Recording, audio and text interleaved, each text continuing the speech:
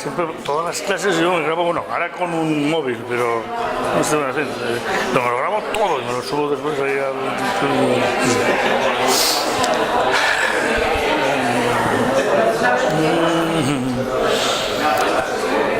Buenos días. Estas palabras tan meditativas. Bueno, os voy a presentar a Vicente Merlo, pero antes comentaros un poco esto de qué va. Sabéis que esto, la mayoría, sabéis que esto pertenece a un SPIE del grupo de investigación que se llama GlobeCons, que dirijo yo, y aquí estáis muchos de vosotros, y que intenta, ya hemos hecho varias actividades a través de los años, pues vamos a llamarlo de una forma, ampliar la conciencia, cambiar la conciencia, o si queréis llamarlo, pues subir el nivel de conciencia, en nuestro caso, y puesto que estamos en un área de organización de empresas, pues en áreas relacionadas con en lo que llamamos empresas y organizaciones. De un modo u otro, a nadie se le escapa que las organizaciones y las empresas son hoy en día por las entidades que dominan el mundo, y que estas entidades que están dominando el mundo pues lo están haciendo pues no demasiado bien, o quizás no están tomando conciencia de ciertas cuestiones que son necesarias pues para la simple supervivencia del planeta y nuestra evolución como seres humanos y todos los seres vivos que componen el planeta. Por tanto, bueno, pues yo creo que en eso está comprometido GlobeCons. Hicimos un GlobeCons inicial que estaba dedicado a las áreas rurales emergentes. Hablábamos allí de los problemas de soberanía alimentaria, de medio ambiente y también de las nuevas tecnologías, que tienen un papel fundamental. Y hubo un segundo donde Vicente también tuvo su intervención correspondiente, y esto es un taller que probablemente inaugura un poco el próximo GlobeCons que queremos hacer pues para después del verano. Será un tercer GlobeCons sobre este cambio de conciencia.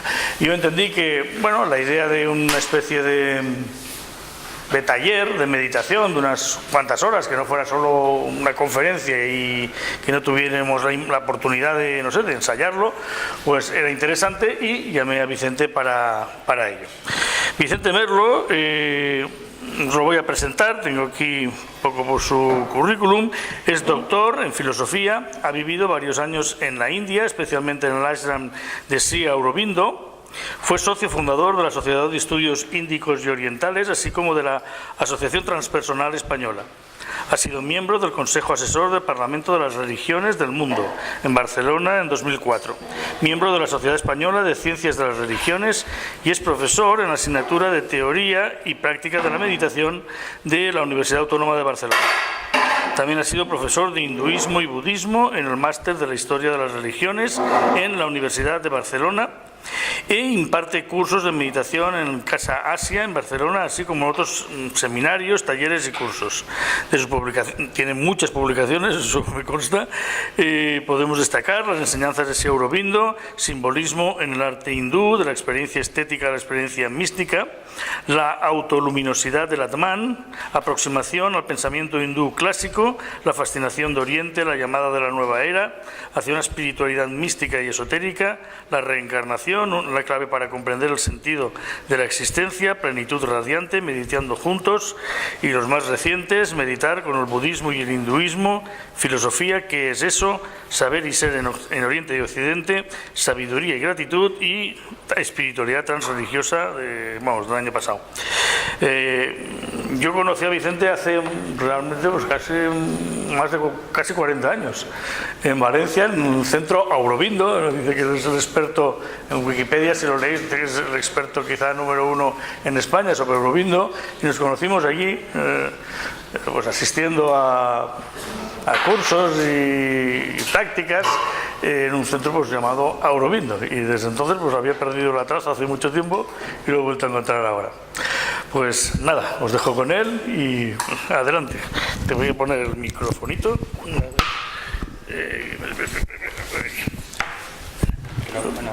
¿Sí?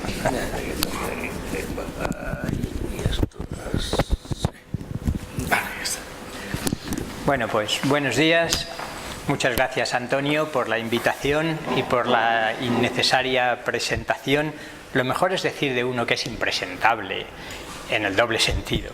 sobre todo en el sentido de que nada de lo que se diga de uno es lo fundamental. Por tanto, está de más toda esa explicación que agradezco por otra parte. Y gracias a vosotras y vosotros por hacer posible este encuentro. La idea es hacer un taller que sea no solo teórico, que sea también práctico. Sospecho que algunos, incluso la mayoría de vosotros, habéis practicado meditación, algún tipo, mucho o poco, pero imagino que también hay algunas que no habéis practicado. Y hablar de meditación sin hacer al menos una práctica o dos, yo creo que no tiene sentido, ni siquiera en un contexto tan intelectualista como suele ser el contexto académico. Yo casi empezaría comentando la bibliografía, no detalladamente porque nos llevaría mucho tiempo, pero he pensado que podría ser una herramienta útil una vez termine, sobre todo para caracterizar algunos y recomendar los que considero más interesantes. Hago un repaso más bien rápido y digo alguna palabra de algunos. El primero he querido recoger un poco como homenaje a uno de los primeros españoles que introdujo el yoga y el budismo también en segundo lugar en España, que es Ramiro Calle, súper conocido, al menos en esos ambientes. Y Kairos recientemente publicó, de los 100 y pico libros que tiene ya Ramiro Calle, hay uno que es 100 técnicas de meditación. Quien esté interesado por ese detalle de distintos tipos de técnicas, es un libro aceptable. Pema Chodron, fijaros que la mayor parte de la bibliografía va a ser dentro del budismo, y es por una parte porque tradicionalmente el budismo quizás sea la tradición que se ha tomado más en serio, más sistemáticamente la práctica y la teorización sobre la meditación, y por otra parte porque los estudios científicos contemporáneos suelen estar bastante relacionados con el budismo. Por una parte, primero con el budismo zen, luego con el budismo tibetano, a partir de que el Dalai Lama creó, junto con otros lamas y científicos, el Mind and Life Institute, que algunos conoceréis, y últimamente ya la palabra mágica, que es la de mindfulness. Lo cierto es que ha conseguido, a través de la experimentación estrictamente científica, pues demostrar los efectos neurológicos, psicológicos, académicos y de todo tipo de mindfulness. No es un taller sobre mindfulness. Mindfulness está colonizando el campo de la meditación como si toda meditación fuera mindfulness, y mindfulness no es más que una meditación que tiene sus orígenes en el budismo, como sabéis, que está produciendo unos resultados extraordinarios y que está permitiendo, sobre todo, que el gran público y los hospitales y las empresas y los institutos y colegios empiecen a tomarse en serio la práctica de la meditación. Pema Chodron es un ejemplo de enfoque desde el budismo tibetano. El de Durkheim es un libro, es de los más antiguos de los que he puesto aquí. Yo le tengo un cariño especial porque antes de que empezaran a abundar la cantidad de libros sobre meditación que hoy tenemos, el de Durkheim me pareció muy oportuno. Durkheim era un psicólogo alemán bastante junguiano, no es el sociólogo Emil Durkheim como algunos podríais pensar al principio, Psicólogo de orientación más bien junguiana, pero que fue a Japón y durante bastantes años estuvo practicando muy seriamente Zen, y al volver a Alemania hizo su propia adaptación personal muy centrada en el Zen, pero también con aportaciones muy personales y originales. Entre nosotros, recientemente se acaba de publicar ¿Qué sabemos del mindfulness?, García Campayo y de Marzo. El de Melanie Greenberg, Mindfulness y Neuroplasticidad, un cerebro a prueba de estrés, está muy centrado en lo útil que la meditación mindfulness se ha mostrado en casos de estrés. Es un buen estudio sobre el estrés.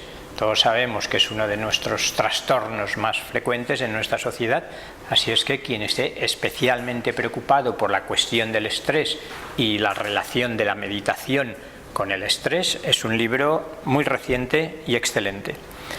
De hecho, sabéis, pronto llegamos a Jon Kabat-Zinn, que es el padre creador del gran movimiento mindfulness, y creó, yo creo que fue en 1979 ya, es decir, prácticamente 40 años desde que creó la clínica de reducción del estrés basada en mindfulness.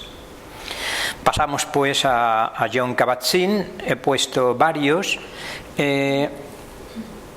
Supongamos por un momento que somos principiantes, todos o la mayoría, y quien no lo sea ya tendrá su propia bibliografía. De todos los de Kabat-Zinn, el de meditación para principiantes es muy introductorio y muy claro. Yo quizás sería uno de los que recomendaría. Es breve también, hay otros más extensos, como sobre todo Vivir con plenitud las crisis, que es una de sus obras fundamentales. Sigo pasando. Perla Kaliman ha publicado también muy recientemente un librito que está muy bien. Perla Kaliman estuvo trabajando bastante tiempo con Richard Davidson, que es uno de los científicos del entorno del Dalai Lama, que se ha hecho mundialmente conocido por sus estudios científicos sobre la meditación. Otro clásico y de los más antiguos es el de Philip Kapleau, Puramente Zen. Philip Kapleau estuvo estudiando con varios roshis, con varios maestros zen, y al final él mismo fue reconocido como maestro zen, y publicó este librito muy claro, una primera parte teórica y una segunda parte con experiencias personales que van describiendo distintas personas su experiencia con la meditación. Paso más rápidamente. El título este, que consta así MBSR, es el Mindfulness Based Stress Reduction. Por tanto, es el programa clásico de reducción del estrés basado en la meditación mindfulness. Me he permitido la inmodestia de citar dos de los míos más centrados en la meditación. Uno es Meditar en el hinduismo y el budismo, que es más teórico, aunque contiene 10 meditaciones. Y el otro es un librito pequeñito, Plenitud Radiante, que describe una serie de meditaciones pensadas para realizar en grupo. A Mathieu Ricard es posible que lo conozcáis. Yo apuntaría como uno de los otros que recomendaría como introducción, El arte de la meditación. Breve, claro, sencillo. Yo creo que la mayoría sabréis que Mathieu Ricard es este célebre biólogo francés que cuando había empezado su carrera, tras la lectura de su excelente tesis doctoral y haber empezado a trabajar en uno de los mejores institutos de París, vio unos vídeos sobre yogis budistas y tibetanos e hindúes, se fue a la India y desde entonces lleva más de 40 años junto al Dalai Lama, habiendo servido de traductor al Dalai Lama aquí, y con esa americanada, pero que algo de auténtico tiene siempre, de reconocerlo como el hombre más feliz del mundo. Seguro que algunos sabéis ese detalle insignificante. El libro está muy bien porque asienta las bases de la meditación con mucha claridad, porque propone tipos de meditación muy distintas y porque recoge también textos de maestros budistas, sobre todo tibetanos, que es su línea, pero también dentro del Zen, y del célebre Thich Nhat Hanh, a quien también conoceréis muchos, y para mí sería otro de los actualmente recomendables como introducción.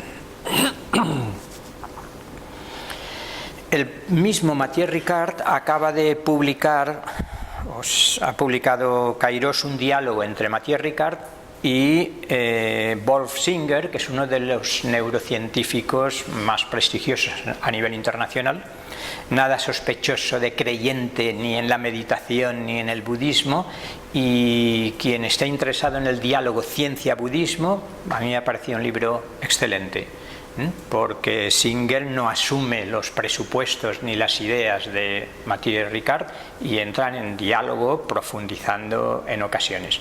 Podríamos decir que Singer representa muy bien el punto de vista de la neurociencia dominante, con cierta apertura que no siempre es frecuente en algunos neurocientíficos, pero para nada es un diálogo entre dos creyentes que participen del mismo paradigma. La lucha de paradigmas, cientificista, si se quiere, y espiritual budista se ve con mucha claridad en esta obra. Bueno, Maribel Rodríguez publicó un congreso que hubo sobre meditación y contemplación en la Universidad de la Mística, que desde hace unos años funciona en Ávila, y está bastante bien. Tranquilos y atentos como unas ranas se está vendiendo muy bien porque es una introducción muy sencilla, pensada para niños, pero si tuviera que recomendar uno para niños sería el de, doy un salto, el de Willard, el de Christopher Willard, Mindfulness para padres e hijos. Primero hay una explicación muy clara sobre mindfulness y después un conjunto amplio de sugerencias y de meditaciones y de técnicas para padres, para profesores, para terapeutas, pensadas fundamentalmente para niños y adolescentes. Vamos terminando. Suzuki, hay dos Suzukis, uno más conocido que no es este, que es el que publicó aquellos ensayos sobre budismo zen, que a más de uno le hizo decir: en California de los años 50 nos dividíamos entre los que habíamos leído ensayos sobre el budismo zen de Suzuki y los otros que no lo habían leído. Este es otro maestro distinto dentro del zen. Zen, mente de principiante. Es una expresión que se ha hecho célebre. Y aprovechemos ya para cultivar nuestra mente de principiante. Mente de principiante es lo contrario del ego intelectual orgulloso que se cree que sabe todo de meditación. Estos que me van a contar a mí con la meditación que yo he practicado y con los libros que he leído de meditación. Mente de principiante, mente de niño podríamos decir, porque uno está atento, abierto, dispuesto a recibir lo nuevo que pueda llegar. Chögyam Trungpa también me parece muy recomendable como introducción. Chögyam Trungpa es probablemente, si no uno de los maestros budistas tibetanos más influyentes en todo Occidente, en Estados Unidos sobre todo, más polémico también, todo hay que decirlo, pero eso es otro capítulo, el de las polémicas y los escándalos de los gurús, en el que Chögyam Trungpa está implicado, pero que no nos interesa ahora. Es una introducción muy sencilla y a pesar de ser budista tibetano, pues como vende mucho la idea de mindfulness, le han puesto también mindfulness en acción y recoge charlas y textos de Chögyam Trungpa. Ken Wilber, quizás lo conocéis algunos. Ken Wilber es hasta hace poco al menos el máximo exponente teórico de lo que se ha venido a llamar psicología transpersonal, y uno de sus últimos libritos es justamente Meditación Integral. Y terminamos con el de Shinzen Young, que es un estadounidense que pasó mucho tiempo en Japón también y que durante muchos años ha ejercido de maestro espiritual enseñando la meditación, la ciencia de la iluminación, cómo funciona la meditación. Bueno, fin de la bibliografía, a menos que queráis comentar algo. Sí. ¿Dónde pondrías o qué opinión tienes de Krishnamurti? Sí, a Krishnamurti no lo he incluido porque no sería tanto meditación formal. Vamos a establecer una serie de conceptos fundamentales como meditación formal e informal, pero digamos que la propuesta de Krishnamurti, como muy bien sabes, es convertir toda la vida en una meditación. Por tanto, si meditar vamos a decir que es esa atención plena, como suele traducirse en mindfulness, la propuesta de Krishnamurti es esa mirada atenta absolutamente a todo lo que esté ocurriendo fuera y muy especialmente dentro. Krishnamurti, la mayoría sabéis que ha sido uno de los maestros más influyentes de todo el siglo XX, y después de su ruptura con la sociedad teosófica, donde lo presentaban como una figura especialmente importante, no entremos en detalles, afirmó aquello de que la verdad es un camino que hay que hollar individualmente y por tanto sin maestros y sin meditaciones y sin guías externas. Por tanto, no consideraría erróneo decir que Krishnamurti es uno de los grandes maestros de la meditación informal.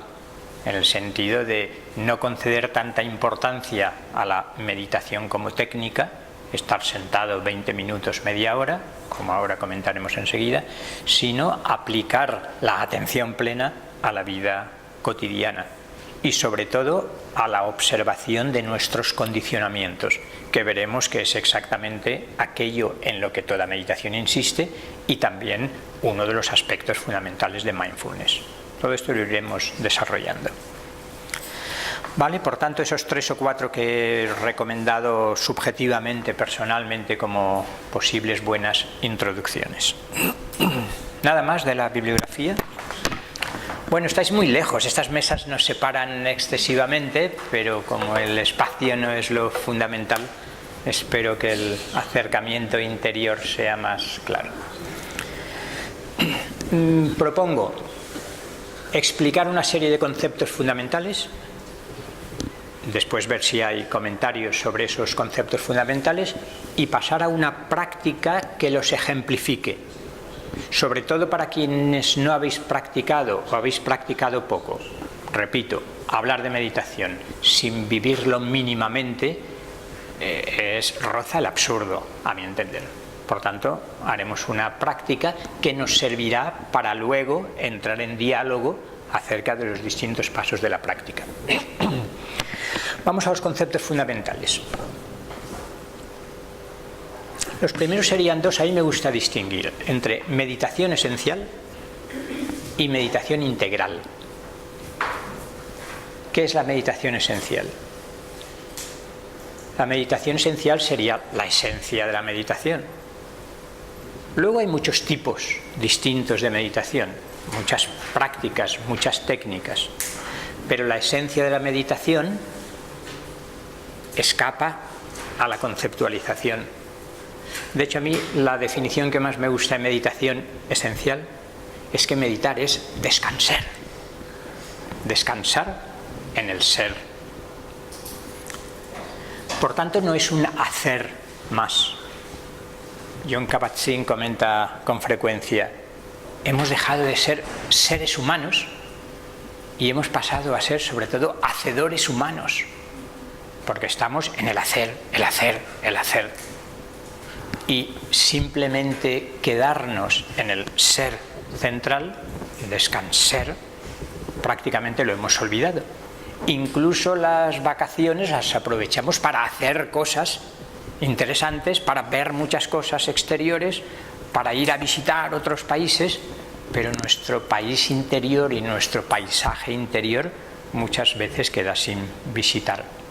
Por tanto, meditación esencial es establecerse en el centro de nuestro ser, es ser conscientemente lo que somos en el fondo, más allá de todos los haceres, de todos los movimientos, más allá de cualquier hacer físico con el cuerpo, de cualquier hacer emocional, cualquier reacción emocional, más allá de cualquier identificación con los pensamientos y con la mente. Por tanto, para la meditación esencial no hay nada que hacer, es simplemente ser. Esto al principio suena como muy metafísico y como exótico, si no absurdo. Pero bueno, ¿ser qué? Ser será siempre algo, ¿no? Igual que ser consciente, la fenomenología casi llegó a convencernos, es ser consciente de algo. Pues no, ser puro, conciencia pura, más allá de cualquier contenido en la conciencia. Se ve esta intuición central importantísima, que se comprende mejor cuando uno ha recorrido muchos caminos de meditación o de otras cosas. Pero lo fundamental de la meditación esencial es la comprensión de que cualquier cosa que hagamos para llegar a ese no lugar no puede más que separarnos, porque ese lugar es el centro de nuestro ser. Por tanto, no hay nada que hacer. ¡Qué descanso!, ¿no? Descansar. En vez de echarse en el sofá cuando uno llega a casa, uno llega a casa con mayúsculas, no tiene nada que hacer y permanece instalado en el centro de su ser. los que estáis un poco familiarizados con el hinduismo sabéis que la realidad última, o lo que somos, lo definen como Sat Chit Ananda, ser puro, conciencia pura y gozo puro. Esa sería la esencia de la meditación, descubrir que en el fondo, más allá de todo hacer, nuestro ser es conciencia pura.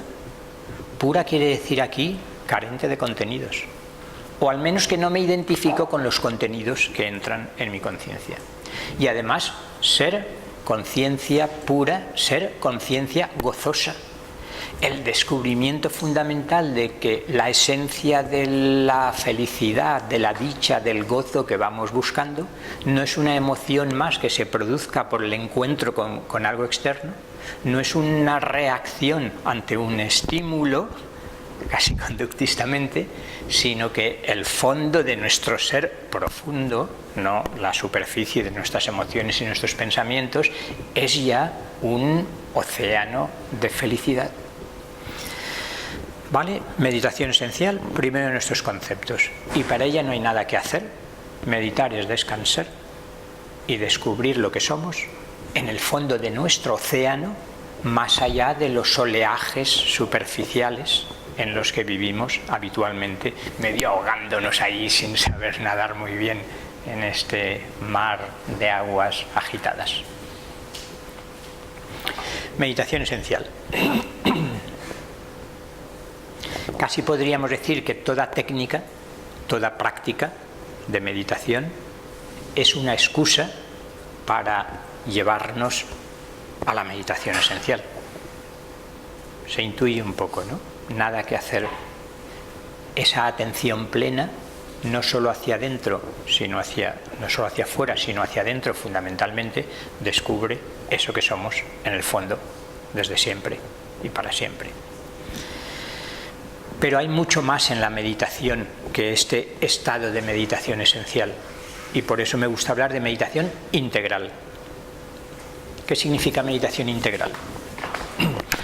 Primero, si no parte, al menos en cierta medida, del establecimiento en la meditación esencial, no tiene sentido llamarle meditación, porque ahora vamos a pasar a hacer cosas.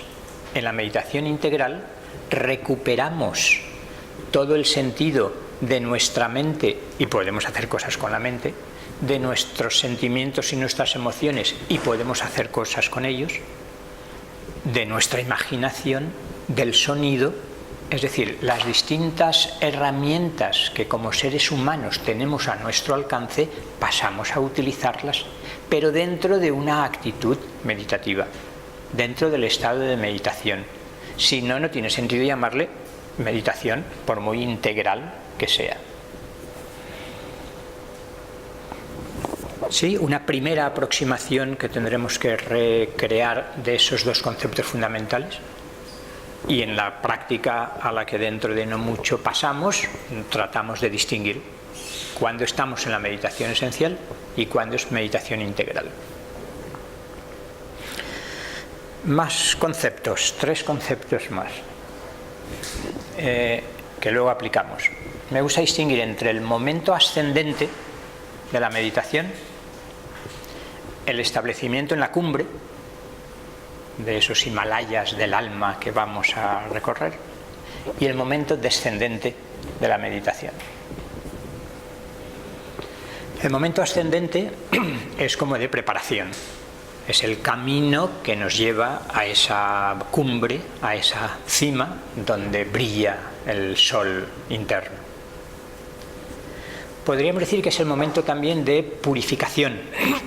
Esto ya sé que puede sonar muy mal, lo de purificación, pero es como una especie de limpieza de todo el caos o toda la agitación emocional y mental. Por tanto, es una especie de limpieza, de armonización. A los que no os gusta el término purificación, que podéis ser la mitad, eliminadlo y sugiero armonización. Además describe quizás con mayor claridad y precisión a lo que me refiero. Uno empieza a observar los movimientos de sus energías emocionales y mentales y se da cuenta de que hay una especie de caos interior Por tanto, hay que armonizar esas frecuencias vibratorias, si me permitís la expresión, emocionales y mentales. Mientras vamos ascendiendo, vamos relajando el cuerpo físico, vamos pacificando nuestras emociones, vamos calmando nuestra mente.